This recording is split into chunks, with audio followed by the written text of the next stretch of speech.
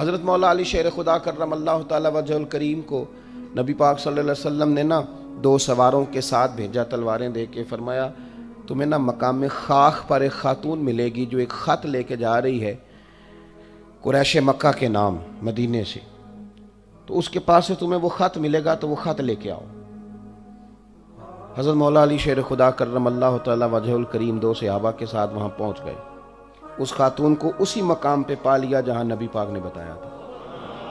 अब सफ़र में ये तय नहीं होता कि कहाँ मुलाकात होगी, तय नहीं होता, लेकिन हुजूर ने तय करके बताया, फरमाया मकाम खाख पे मिलेगी।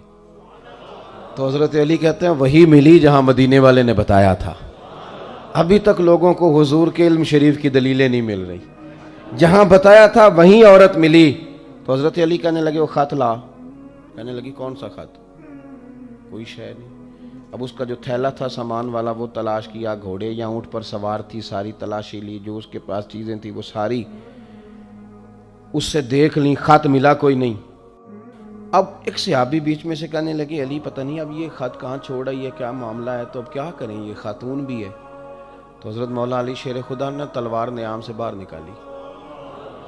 आप फरमाने लगे बीबी 2 हरफी बात है, मेरे रसूल ने कहा ख़त तेरे पास है, चांद टूट सकता है, तारे झाड़ सकते हैं, हुजूर ने फरमाया तो ख़त तेरे पास से निकलेगा। हाँ, बात ख़त्म हो गई। जो दिन को कह दिया दिन है तो दिन निकल आया, और जो शब को कह दिया शब है तो रात हो के रही। और खुदा ने उनकी ज़ुबान को वो इख्तियार दिया कि जो निकली मुंह से उनके वो बात हो के रही।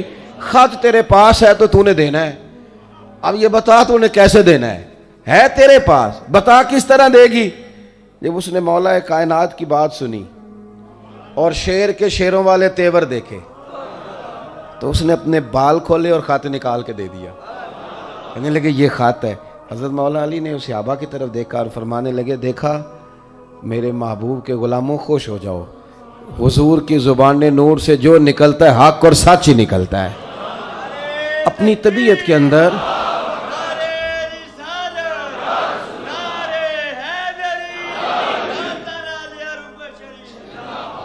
अपनी तबीयत में ना यकीन लाएं। हुजूर ने कहा है कि नमाज पढ़ो तो रोज़ी में बरकत होगी, तो इंशाल्लाह होगी, इंशाल्लाह।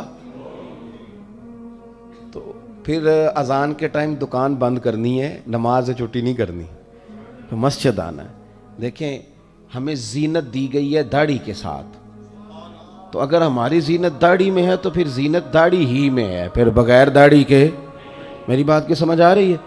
मैं दोस्तों से अक्सर गुजारिश करता हूँ कि बगैर दाढ़ी के बंदा साज संवर के निकले तो लोग कहते हैं प्यारा लग रहा है, ये भी तारीफ़ ठीक है, लेकिन दाढ़ी वाला आदमी कभी वुज़ू करके निकले तो तारीफ़ उसकी भी होती है। लेकिन पता क्या कहते हैं? कहते हैं कितना नूरानी चेहरा है। अब बिल्कुल रंग ही बदल गया तारीफ़ का, हुई तारीफ़ ही है, पहले भी तारीफ़ हुई थी तो अब भी तारीफ़। तो अल्लाह रसूल की बातों पर मुकम्मल एतमाद, मुकम्मल यकीन। और ये जो हमारे तबीयतों में अब लोग मायूसियाँ पैदा करते हैं ना, बहुत ज़्यादा मायूसी पैदा करने वालों की लंबी तादाद है, बड़ी लंबी, उनसे भी जान छूट जाएगी। आप मजबूत हो जाएंगे ज़हनी तौर पर। याद रखें कि वो बंदा कमज़ोर नहीं होता जिसका जिस्म थक जाए। मैंने कहा वो तो सवेरे ठीक हो जाएगा, सोएगा तो सवेरे उठेगा तो ठीक है। जिसका दिमाग थक जाए, जो बिल्कुल ये लोगों ने मायूस कर दिया, कुछ भी नहीं हो सकता जी, गरीब आदमी क्या कर सकता है जी, आप ऐसे ही रहेंगे जी, छोड़ें जी, आप आगे नहीं जा सकते। कुछ मेरी तरह के लोगों ने भी परेशानी पैदा की।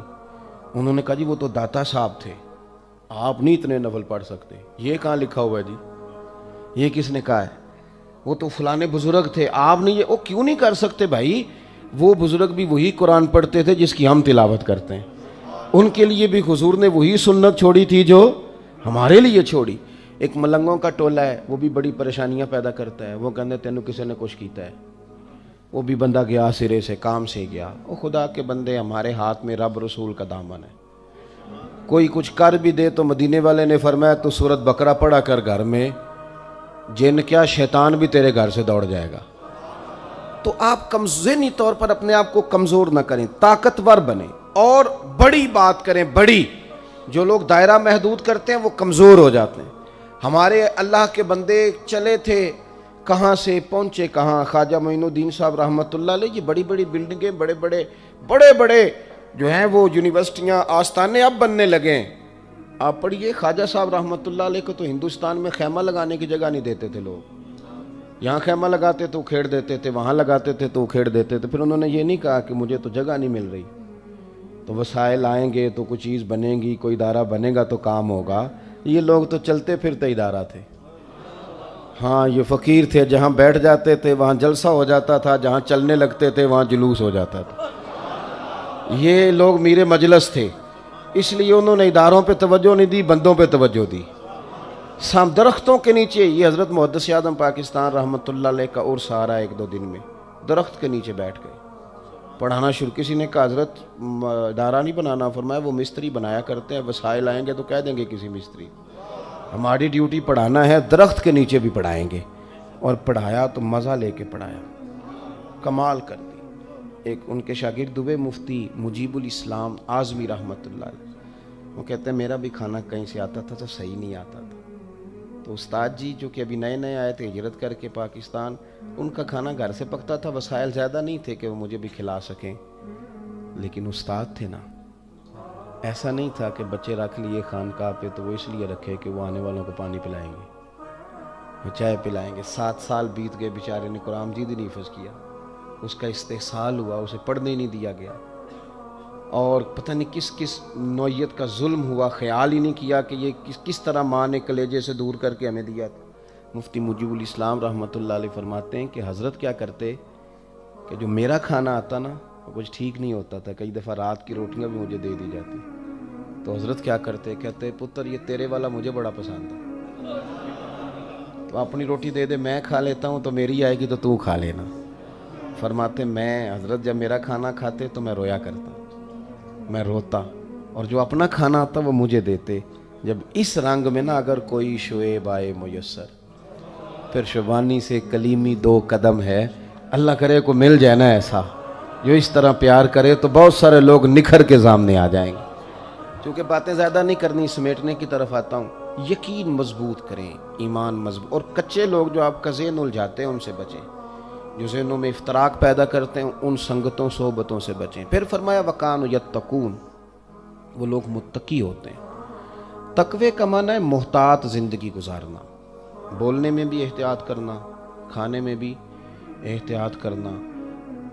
ये जो बहुत ज़्यादा माहौल बन गया ना गैर संजीदगी का, हर आदमी बेतकल्लफ होने की कोशिश करता है, हर शख्स हंसता है, फब्तियाँ हैं, मजाक हैं, दोस्तों की महफिल के अंदर एक दूसरे के साथ लोगों का रवैया, उससे पता क्या हुआ, हम गैर मोहतात हो गए।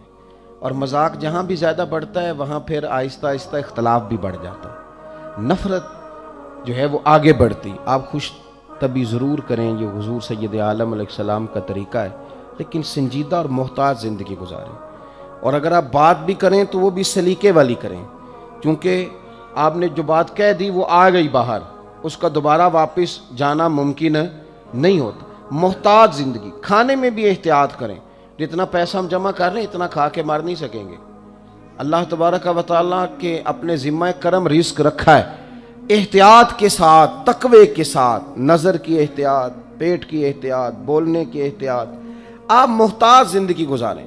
हमें शौक़ है बिला लाग तबसरे करने का, तो कुछ ऐसी बातें कर बैठते हैं जिनमें बाद में हमें पछतावा होता है, ये क्यों कह दिया, ये क्यों कर दी। मोहतात रहें,